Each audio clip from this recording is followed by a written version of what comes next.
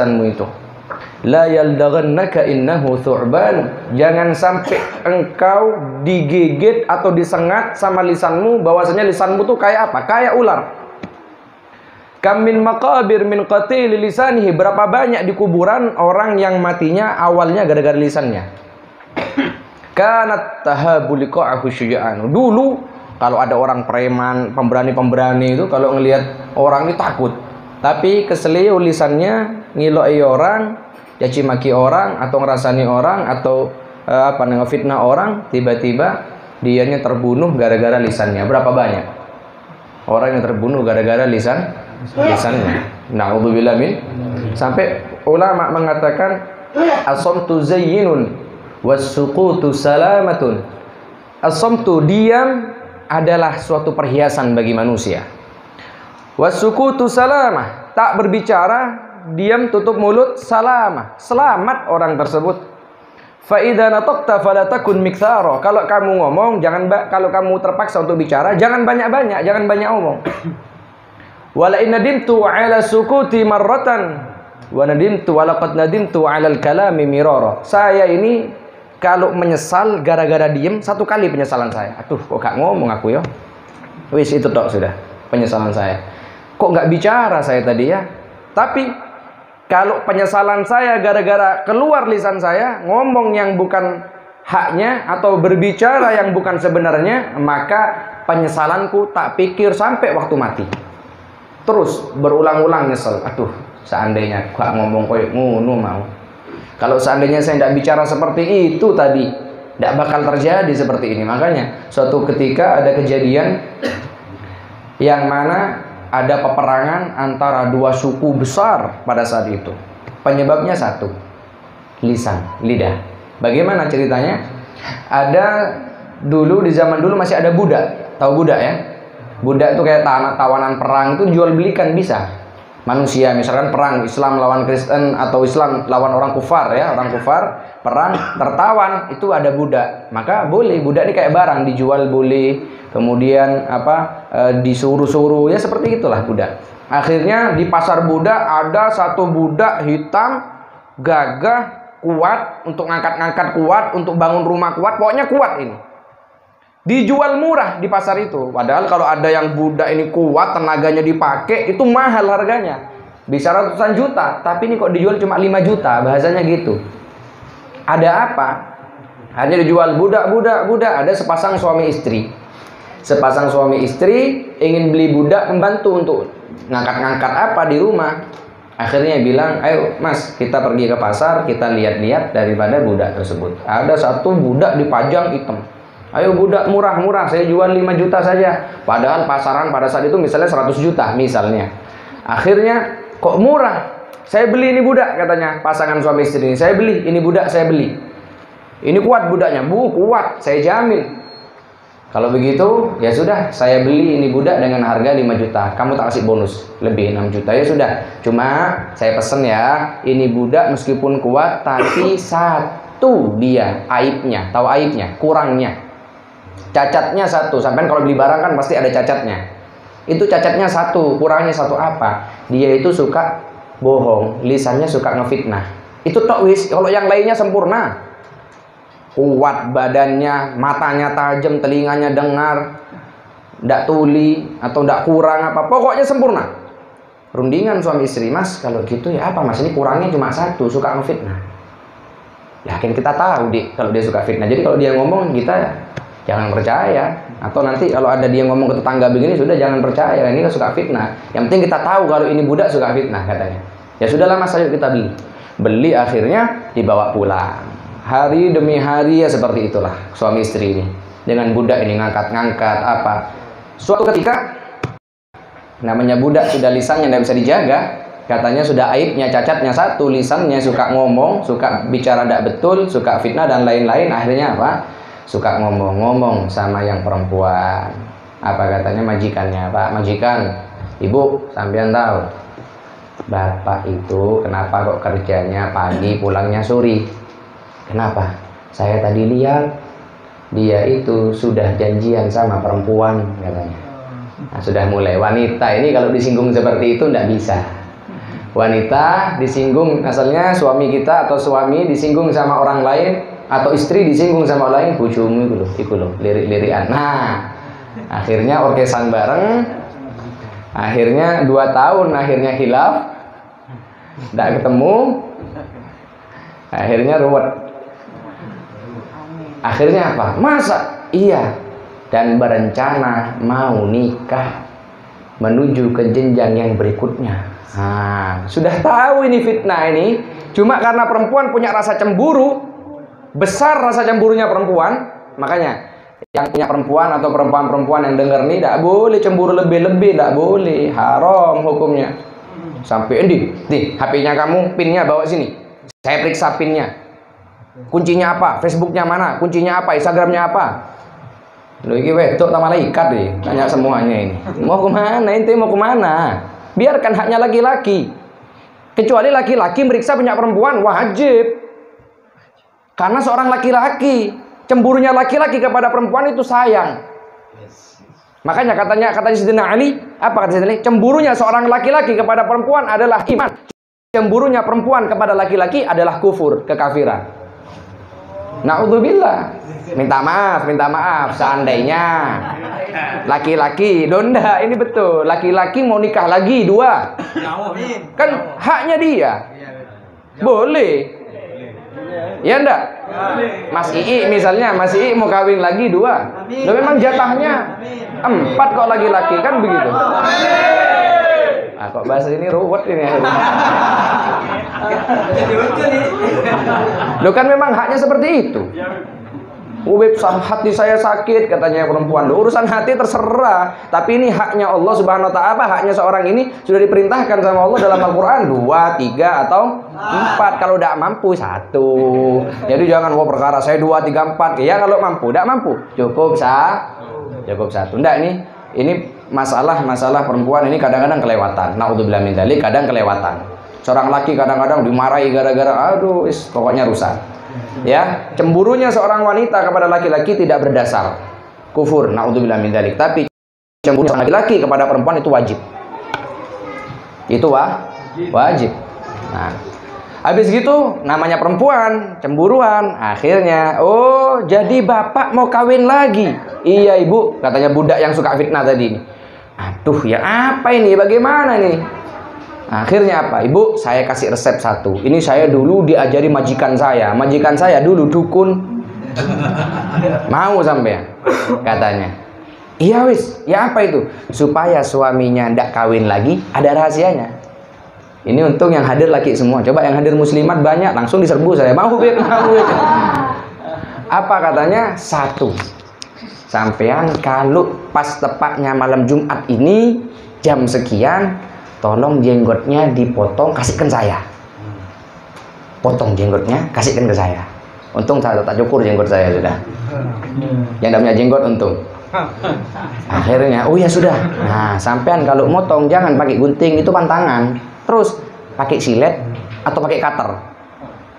Jangan pakai gunting, tidak bisa. Pantangan itu gunting.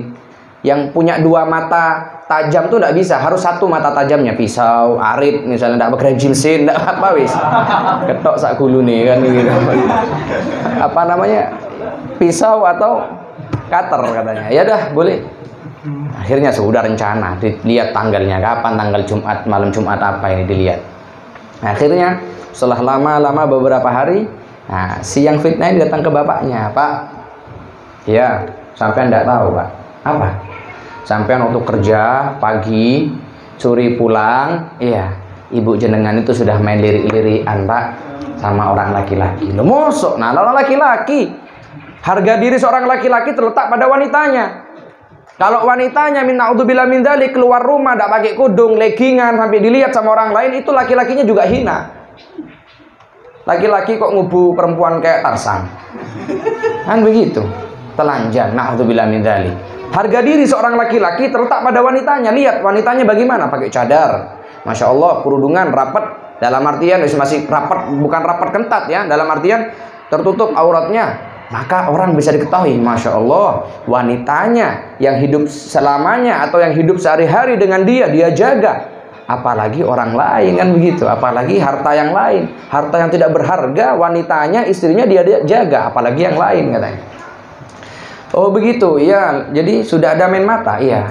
Begini Pak, saya dengar-dengar, ya, saya minta maaf, saya dengar-dengar katanya budaknya ini, Bapak hati-hati malam Jumat ini, ibu sudah rencana dengan selingkuhannya mau membunuh Bapak. Saya dengar sendiri pembicaraannya. Nanti malam Jumat Bapak mau digorok lehernya. Katanya sih budak ini. Masa? Iya Pak. Bapak malam Jumat jangan tidur. Dan terus bagaimana? Pura-pura tidur. Oh ya sudah, katanya. Wah sudah, yang perempuan ini sudah memendam rasa cemburu yang sangat berlebihan. Yang laki-laki pun termakan omongan sama si budak yang tadi, yang hasut ini, yang menyebarkan fitnah.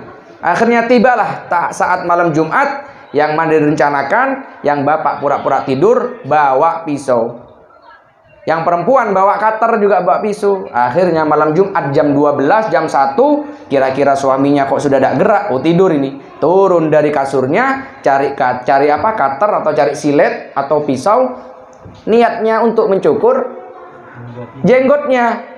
Karena dikatakan apa? Kalau kamu cukur jenggotnya, kasihkan ke saya kasihkan ke dukun, insya Allah kutuk nanti, kayak burung perkutut. Tidak bicara apa-apa. Akhirnya apa? Sudah ngambil dengan niatan mau gunting ininya, jenggotnya.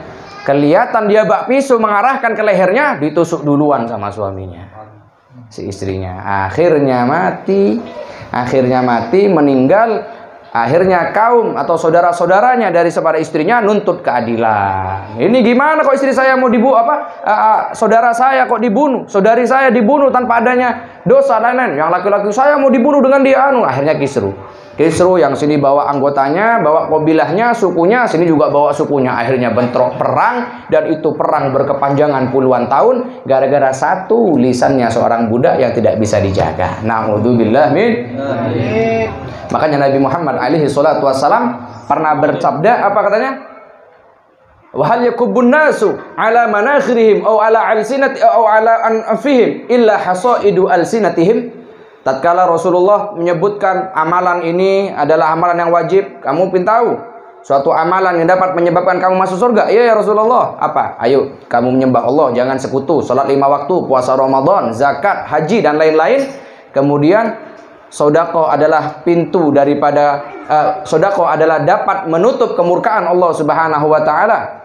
Dan lain-lain. Kemudian Rasulullah bilang apa? Apakah kamu mau tahu rahasia daripada amal ibadah atau rahasia daripada keistimewaan amal ibadah semua ini? Iya ya Rasulullah. Intinya satu, kata Rasulullah, apa? Kufa alika hadza. Lisanmu pegang, katanya Rasulullah. Rasulullah mengisyaratkannya sambil megang lisannya. Kufa alika hadza, dipegang lisannya sama Rasulullah. Lisannya Rasulullah dipegang. Ini loh lisan loh. Jaga, dipegang. Dalam artian jangan banyak omong, kata Rasulullah sallallahu alaihi wasallam. Sahabat tanya, "Ya Rasulullah, wahai Rasulullah, apakah kami akan disiksa sama Allah Subhanahu wa taala gara-gara lisan kita?" Masa Allah Subhanahu wa taala akan nyiksa kita gara-gara lisan? Apa kata Rasulullah? Sakilat ka ummuk, celaka kamu ini. Wa hal yakubun nasu ala wujuhim aw ala manakhirihim illa hasaidu alsinatihim. Berapa banyak orang yang kelak di akhirat hari kiamat dijerumuskan ke neraka sama Allah Subhanahu wa taala, illa hasaidu alsinatihim, dijerumuskan bukan kakinya dulu yang masuk, apa? Hidungnya dulu atau mukanya dulu yang masuk ke neraka. Gara-garanya apa? Hasaidu alsinatihim, panennya lisan mereka. Akibat gara-gara lisannya mereka dijerumuskan sama Allah Subhanahu wa taala ke dalam neraka, mukanya dulu atau hidungnya dulu. Na'udzubillah min. Hati-hati lisan dijaga, itu yang parah. Lisan itu na'udzubillah min dzalik, parah, berat memang kita berat untuk jaga lisan. Tapi kalau kita bisa sudah mengontrol lisan, insya Allah semuanya bakal bisa terkontrol. Makanya kebiasaan orang kayak tadi, masya Allah, kayak kaget tadi ada ledakan. Untung bukan bom. Apa yang antum semua katakan? Apa? Ada yang astagfirullah, ada yang subhanallah. Apa? Itu nunjukkan bahwasanya lisan kamu itu terbiasa seperti itu. Lisanmu itu terbiasa zikir, lisanmu terbiasa sholawat, lisanmu terbiasa mengucap kalimat Allah. Maka tatkala ada satu hal yang ente kaget, terucap kepada lisan itu yang pertama kali keluar, yaitu hal yang paling banyak kamu sebutkan.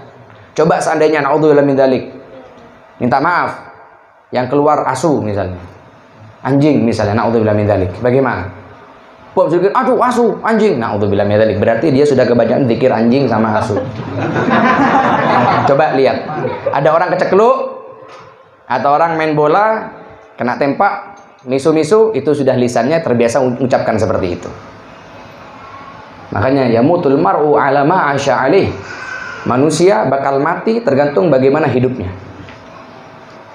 Ada orang misalnya minta maaf, kecelakaan, tapi dia sempat la ilaha illallah, tiba-tiba maka akhir hidupnya mengucapkan la ilaha illallah. Meninggalnya tergantung kebiasaan bagaimana dia hidupnya. Wa yuhsyarul mar'u ala ma mata 'alaih. Dibangkitkan seseorang itu tergantung bagaimana matinya. Matinya sudah terbiasa lisannya zikir, insyaallah kalau dibangkitkan subhanallah subhanallah subhanallah. Nah, kalau yang lisannya sudah setiap hari misu-misu, asu ya apa? Naudzubillah min dzalik. Jadi bahaya lisan sangat luar. Nah, semoga kita bisa jaga lisan kita. Amin ya rabbal alamin. Bahas kitabnya tinggal sedikit ya, apa ini? Bahas lanjut kitab atau doa? Karena sudah terbiasa habis ta'lim doa, atau terbiasa sudah sholawatan tidak terbiasa masuk ilmu, akhirnya maunya doa. Akhirnya matinya tidak mati dengan ilmu. Tuh, mati doa tidak mau. Tidak mau ya, apa ini? Bagus matinya doa, matinya dalam keadaan menuntut ilmu, bagus. Semuanya nah, kalau nonton orkesan sampai jam 12 sanggup. Kalau main PS-an sanggup. Sholawatan untuk ilmu, donga wis kesuwen. Makanya ini ada kul huwa ilaik kesuwen kan. Ada cerita sedikit. Ini Tabih Wahab sama yang lain-lainnya. Ini teguran. Lah betul. Ala kulli hal ini sudah memang Allah takdirkan seperti ini. Katanya bainama Rasulullah sallallahu alaihi wasallam jalisun fil masjid. Tatkala Rasulullah duduk dalam satu masjid, washabuhu haulahu, dan sahabatnya Rasulullah ada di sekelilingnya. Jadi Rasulullah taklim, belajar. Majelis taklim sama saudaranya, id akbala salah satu nafar. Ada 3 orang lewat. Kemudian apa? Yang 2 dia duduk, yang 1 pergi. Setelah ngelihat ada majelisnya Rasulullah, dia duduk. Ini hadis ada di Sahih Bukhari. Ada 3 orang, yang 2 duduk ngelihat Rasulullah duduk sama sahabat, yang 1 pergi. Maka kemudian Rasulullah sallallahu alaihi wasallam berkata sama sahabatnya, "Ala ukhbirukum bi thalathati nafar?" Ya sahabat, wahai sahabatku, kamu mau saya kasih tahu tentang kabar 3 orang tadi yang datang. Katanya apa? Amma ahaduhum. Yang pertama, awa ilallah fa'awahullah. Dia datang melangkah ke majelis, duduk katanya, kemudian mengharap Allah Subhanahu wa taala, menghadap Allah, menuju Allah, fa'awahullah. Allah pun nyambut dia. Dia duduk datang mengharap sama Allah, Allah juga sambut dia. Dengan rahmatnya, dengan maghfirahnya, dengan ampunannya. Dengan apa yang Allah persiapkan untuk orang yang duduk di majelis taklim. Ampunan, rahmat, jaminan sorga, malaikat yang membentangkan sayapnya untuk talibul ilm, ridwan bima yasna, karena ridho dengan apa yang dilakukan oleh orang-orang penuntut ilmu, dan banyak macamnya. Kemudian yang nomor 2 duduk cuma di belakang, malu, entah gara-gara malu, entah gara-gara dia tidak mau duduk, gak mau desel-deselan, entah gara-gara habis vokal keluar, entah wallah alam, banyak alasannya kan, tidak tahu. Kenapa ketawa? Entah apa katanya. Fastahyallahu minhu. Dia malu untuk duduk di depan, tidak mau, maka Allah juga tidak mau. Bukan tidak mau, Allah juga malu. Mau ngasih rahmatnya, aduh ini malu sama saya, sudahlah, kan gitu-gitu. Dikasih, makanya kata Nabi apa? Kalau rahmat Allah semuanya dapat. Pasti dapat, tapi lihat siapa yang paling banyak di antara kita adalah bagaimana tergantung sikap kita di hadapan Allah, sikap kita di hadapan majelis. Bagaimana itu yang paling banyak dapat rahmatnya Allah Subhanahu wa taala. Nomor 2, dia duduk paling belakang, malu. Maka Allah pun malu mau ngasih rahmat sama ampunannya. Dalam artian dia juga mikir-mikir. Itu nomor 2 katanya. Wa amma tsalis, yang nomor 3 kata Rasulullah, a'radha. Dia berpaling, tidak mau duduk, fa'aradallahu anhu. Dia juga, Allah juga tidak mau sama dia. Duduk majelis taklim, doa wis. Allah pun juga, ya wis, mari kon sampai saiki, katanya Allah SWT. Selesai sudah. Bagaimana? Terserah antum semua bagaimana masyhad kalian kepada Allah Subhanahu. Kalau dulu orang mau doa itu mengharap memang barokah. Kalau sekarang doa sama sholawat untuk bubar majelis. Sudahlah. Iya atau enggak? Mau kita akui atau tidak mau kita akui, doa dan sholawat hanya kedok kita, topeng kita untuk membubarkan majelis. Bukan karena memang untuk ridho minta doa, atau memang ingin mengamini, ingin dapat rahmat, ingin dapat maghfirah. Bukan, tapi memang ingin capek tubuh kita hadir di majelis taklim, capek. Dan memang itu Allah inginkan untuk kita, berarti kita diinginkan untuk tidak mendapatkan apa-apa di majelis itu. Kadang-kadang makanya haul anak-anak setelah maulid pulang. Setelah maulid pulang. Itu inti daripada itu ya ini kalam ini. Innama bu'ithtu mu'allima, kata Nabi Muhammad. Hanya saja saya diutus oleh Allah Subhanahu wa taala sebagai pembimbing, sebagai pengajar. Intinya daripada kita hidup di dunia mengambil ilmu. Mengambil ilmu, bukan cuma duduk sholawat selesai berpulang. Kemana? Rest area tol, ngobrol, rokokan dan lain-lain. Bukan itu. Intinya kalian hadir majelis taklim ya ilmunya ini. Kalau sholawat di kamar bisa. Karaokean lo bisa sholawatan sampean. Dimanapun bisa. Tapi majelis taklim. Saya bisa baca kitab sendiri. Bisa sampean baca kitab sendiri. Saya tidak mondok ya sudah taklim ini, ayo duduk di sini ngajar majelis taklim. Dengarkan apa yang disampaikan. Itu merupakan satu hidayah, satu taufik oleh Allah Subhanahu wa taala ditaruh di hati sampean sehingga sampean suka ke majelis taklim. Bukan suka kalau sudah doanya tok atau sholawatannya tok, akhirnya dicontoh sama yang lain. Naudzubillah min. Nah, karena lisannya sudah terbiasa tidak terkontrol, akhirnya begitu. Celometan, akhirnya muncul yang lain-lain. Naudzubillah min. Semoga kita semua dirahmati oleh Allah Subhanahu wa taala.